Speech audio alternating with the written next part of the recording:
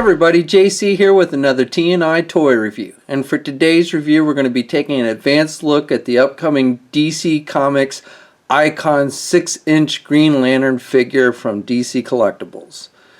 Now, this version of Green Lantern is the Hal Jordan Green Lantern, and it's based on the Dark Days storyline, the New 52 storyline.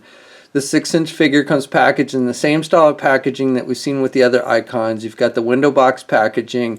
For this one, you've got white and green borders. You've got the figure clearly displayed. Now, this is a bigger box because this is a deluxe figure. It's got more accessories. It's got these armor pieces for his Green Lantern effect. So it also costs a little bit more than the regular icons. I think these are going to cost about $35 at retail at comic and specialty shops. Off to the side, we've got the name of the character. It tells us this is figure number 9 in the series. On the side of the packaging, we have the Icons logo, and it tells us, again, it's based on the Dark Days storyline. And then on the back, we have a look at the figures in this wave.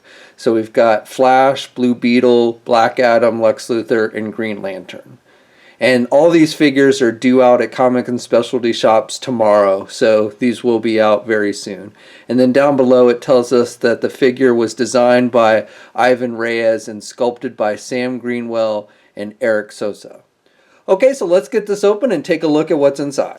Okay, so here's a look at the figure outside of the packaging. Now, first of all, let me just say a big thanks to DC Collectibles for getting this figure out early to us to review. As I said, this figure is due out to hit comic and specialty shops this Wednesday. Now, before we look at the actual figure itself, let's first take a look at the accessories that come with the figure. Okay, so this figure comes with a number of accessories. First of all, it comes with the standard Green Lantern battery like we often see with Green Lantern figures. This is done with just a green plastic. You've got that handle that's that thin plastic that moves back and forth. You've got the Green Lantern logo at the top of it. And then I like with this battery how they've included in the inside of the battery, it's almost a magnifying type glass or piece of plastic.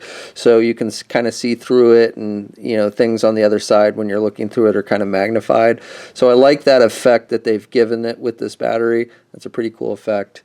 Then he also comes with an extra pair of hands. So the figure comes with 2 closed-fisted hands, and he has the ring sculpted on the one hand on both sets of hands. And one is closed-fisted, and then the other is open to grab like the battery. And then finally he comes with these armor pieces that you can put on the figure to create that kind of Green Lantern effect. So basically, he's got pieces that go on his leg. So you've got for his lower leg that go around his feet and his lower leg. And I like how even on the armor pieces they've made it so the foot can still be, it doesn't really restrict the articulation on the foot. I think that's nice. So you stick his foot in there, and then you just snap the plastic piece around the figure's leg, and it stays on there pretty good. I think that's the right foot. I don't think it really matters too much if you put it on the left or the right. They're pretty much shaped about the same. And so that creates for the lower feet. Then they give you a piece for his upper legs, and you just pull them pieces apart. And again, you just put it around the figure's leg, and then you snap the plastic pieces around. And then they've given him some shoulder pads that you can snap on, and they just snap over his arms and just kind of clamp on. And they clamp on pretty good for the most part. I haven't had too much problem with the pieces falling off. And then he comes with this chest piece that has a jetpack on the back of it, and on the front chest it's got that Green Lantern logo on it. And all these are just done with kind of a green translucent plastic. So what you do with this one is it lifts up, and you just put it over his head and pull it down. You've got this piece that goes basically under his crotch. So you want to spread his legs apart a little bit when you put that one on, and then you just bring this over so it fits over his head. Now he's got this jetpack piece which comes off, and this is really the only piece that I've had any problem with it falling off. It does fall off pretty easily. It just snaps on, and you can have it so it's pointing outward or pointing down. And then you can snap wing pieces onto this back jetpack as well. And they're just little ball joints that snap into place.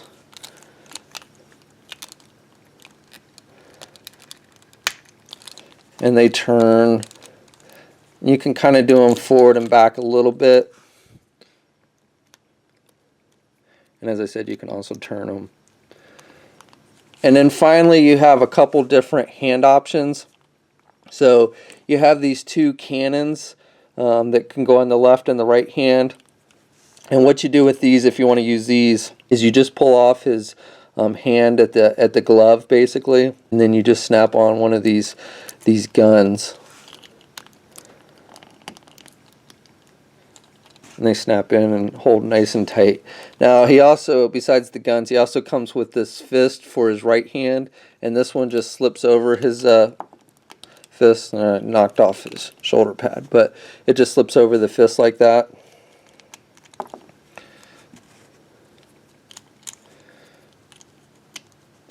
So, and you can put both gun hands on or however you want. And you can put some of the armor pieces on and some on. Now, one thing I do want to caution with this one hand is when you pull the hand off, it has a tendency sometimes to pull the whole hand off with it. So then you kind of have to pry it out with your fingers. And real quick, I just want to note with the hand. So when you're doing like the guns, you pull the hands off at the glove cuff basically. But whereas if you want to put one of the interchangeable hands that it comes with, then you pull it off at the wrist like you would normally do, and then you snap in the different hand. Okay, so for the figure itself, I think they've done a pretty good job with the sculpting and paint applications with this figure.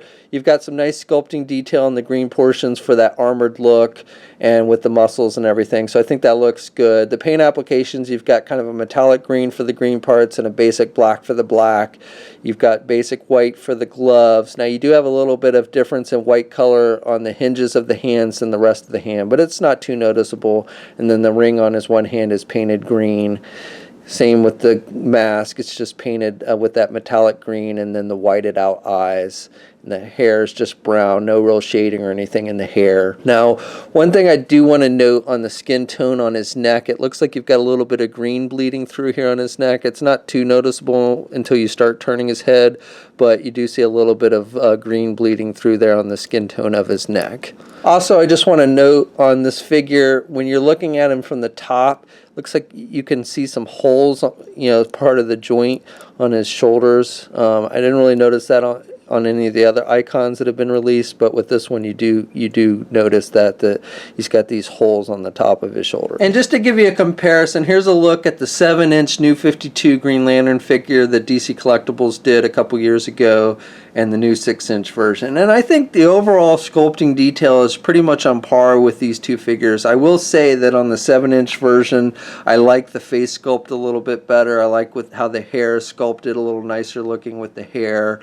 Plus you've got a little extra shading there in the hair as well, and I think there's some added detail with the mask, which looks a little nicer. But otherwise, I think these two figures look pretty good. You do also, on the Green Lantern symbol on his chest, it's sculpted on the 7-inch version as opposed to the sticker on the 6-inch. But again, overall, I think the two figures look pretty good, very similar to one another.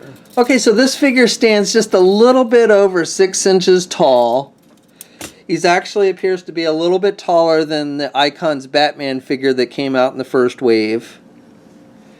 Here he is next to a Hasbro Marvel Legends Iron Man figure, and Iron Man is a little bit taller, though Iron Man actually probably should be taller. So I'd say these two fit pretty good in scale with one another.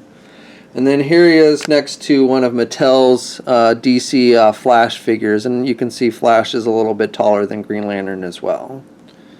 And when you add the armor pieces on, then he stands closer to about 6¼ inches tall. Okay, so articulation is pretty much on par with what we've seen with the other figures in the line, which is pretty good for the most part. Head's on a ball joint so he can look left and he can look right. He doesn't have a whole lot of up or down movement, unfortunately. I would have liked to have seen maybe a hinge joint so he can get his head up more for flight poses. His arms are attached with your standard ball hinge joint at the shoulder so he can get his arm out good, and he's got the good rotation there at the arm. He's got a bicep swivel. He's got a double jointed elbow, so he has good bending at the elbow. Now, one thing you do want to be a little cautious of is the hands have a tendency when you're moving them around to sometimes pop off there at that glove cuff joint. So just be wary of that. You do have a rotation there at the glove cuff. You've got a rotation at the wrist, and then you have the hinges on the hand, so you have good up and down movement with the hands. You've got the midsection joint, so you've got the swivel there at the midsection. Not a whole lot of crunch there at that midsection joint, but you do have an ab crunch joint as well, so you can crunch down and you can look up. Legs are attached with ball joints, so he can do the splits that much, and then he can get his leg forward that much, and he can do his leg back about that much. No thigh swivel on this. He does have the double jointed knee, so he's got good bending at the knee. He's got the swivel at the boot cuff, and then he's got the hinges on the feet, so he's got good up and down movement, and he's got the rotation there at the feet as well. Doesn't really have an ankle pivot, a true ankle pivot though. And 2 peg holes on the bottom of his feet. Okay, so that's my review. Overall, I like this figure. I like the detailing on it. I like the added armor pieces. I don't think they limit the movement of the figure too much, and they're just kind of fun extra accessories. Now, this is a deluxe figure with those armor pieces, so that is going to cost a little bit more than the regular Icon figures. I believe it's going to cost about $35 as opposed to the normal $25 price. But again, I think the armor pieces are a nice added addition to the figure. And overall, I think the sculpting detail is pretty close to being on par with the 7-inch version, and definitely has a lot better articulation than the 7-inch version did. So this figure is slated to hit comic and specialty shops this week. As the filming of this review, they should hit tomorrow. And we'll have a full gallery of images up at toynewseye.com. There's a link in the description below. And as always, leave a comment. Let us know what you think. If you're so inclined, please like the video. And if you haven't already, please subscribe to the channel. And until next time, I'll catch you later.